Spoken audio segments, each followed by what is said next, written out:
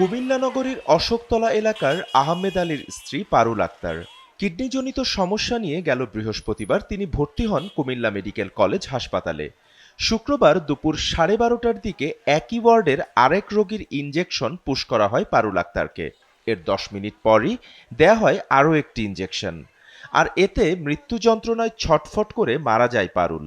বিষয়টি নিয়ে প্রতিবাদ করায় উল্টো ইন্টার্ন চিকিৎসক ও বহিরাগত মেডিকেল শিক্ষার্থীর হামলা মারধরের শিকার হন রোগীর স্বজনরা। এখন ময়নাতদন্ত রিপোর্ট পরিবর্তনেরও আশঙ্কা তাদের। ইঞ্জেকশনটা দেওয়ার পর থেকে উনি অস্থির হয়ে গেছে, ব্যথা বেড়ে গেছে, অনেক খারাপ লাগতেছে।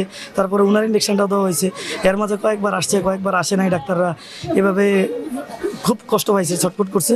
তো রাত 9:17 তখন উনি মারা গেছে। যাদের গাফলতির কারণে এই সমস্যাটা হয়েছে তাদের একটা শাস্তি হোক। তবে আফসোস হচ্ছে যদি এই পোস্টমর্টমটা না করতে, এটা আমাদের অনেক আকুতি ছিল। আমি তো একজন নারী, আমিও অসহায়, আমিও হাসপাতাল ভর্তি হতে পারি। এরকম আজকে উনারে মারছে, আমারও মারতে পারে, তার একটা বিচার চাই আমরা। ভালো চিকিৎসা করার পরে যদি ওনার হায়াত চলে যাইতো তাহলে ঠিক আছে, ভুল চিকিৎসা না হয়। মূল ইনজেকশন ওরা পুশ করছিল, কারণ ওনার যে ইনজেকশনটা ওনারে ওই ইনজেকশনটাও দিছে, তারপর অন্য বেডের ইনজেকশনটাও ওনারে পুশ করছে, ওই কারণে আমার জেঠি মারা গেছে। ও আরো তাদের ইয়াতে প্রতিবাদ করাতে তারা উল্টা রিয়েকশন করে মারামারি করছে। তারা তো হলো মানুষের ওই যে টাকা শুষে নেওয়া, যে দালালি ভাবে একটা জিনিস যেভাবে মানুষকে হয়রানি করা, এগুলাই করে তারা। খবর পেয়ে সংবাদ সংগ্রহে গিয়ে হামলার শিকার হন যমুনা টিভির ব্যুরো প্রধান সহ 4 সাংবাদিক। চলে সাংবাদিকদের প্রতিবাদ মানববন্ধন।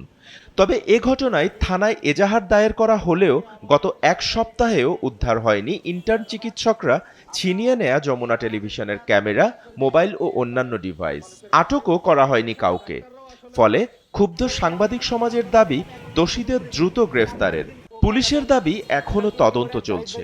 ইন্টারনেট চিকিৎসকদের আমার সাংবাদিকদেরকে হাত নেবে, তারা তো ডাক্তার না, তারা সন্ত্রাসী।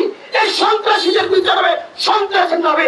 আসলে আদৌ কি তাদের কোনো পড়াশোনা আছে কিনা, আসলে আদৌ কি তারা সমাজের জন্য কি করতে চায়, সের তোর তত্ত্বাবধানে এবং তার ইন্ধনে যেখানে তোর রুগী মেরে ফেলছে, ভুল ইঞ্জেকশন দেওয়ার কারণে রুগী মারা গেছে, সাংবাদিকরা সেই খবর নিতে গিয়েছিল, সেই খবর কেন নিল? সেই জন্য তাদেরকে খবর দিয়ে এনে এই ইন্টার্নি ডাক্তারদের খবর দিয়ে আমাদের ভাইদের উপর হামলা চালানো হয়েছে।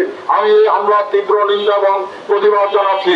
ওনার অপসারণ দাবি করেছেন, কারণ উনি ব্যর্থ হয়েছেন। আমরা আশা করব খুব দ্রুত জেলা প্রশাসন একটি উচ্চ পর্যায়ে কমিটি করবেন, প্রশাসনিক করবেন। আমি পরিচালক মহোদয়কে বলতে চাই এবং প্রশাসনকে স্পষ্ট বলতে চাই, সেখানকার সিসি ক্যামেরা কিন্তু আছে। কারা স্টাম্প দিয়ে, কারা এলোপাথারি আমার সংবাদকর্মীর উপর হামলা চালালো, সেটি কিন্তু এখনো সিসি ক্যামেরা ধারণ আছে।